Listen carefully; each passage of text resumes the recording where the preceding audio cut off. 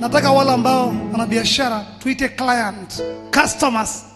Ita customer mwenye nguvu, mwenye ulimwengu wa roho. Sema kwa jina la Yesu, naongea na client kwenye ulimwengu wa roho.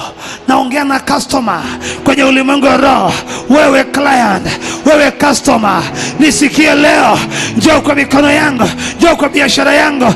Piga makofi, anza kumuita kwenye ulimwengu wa roho.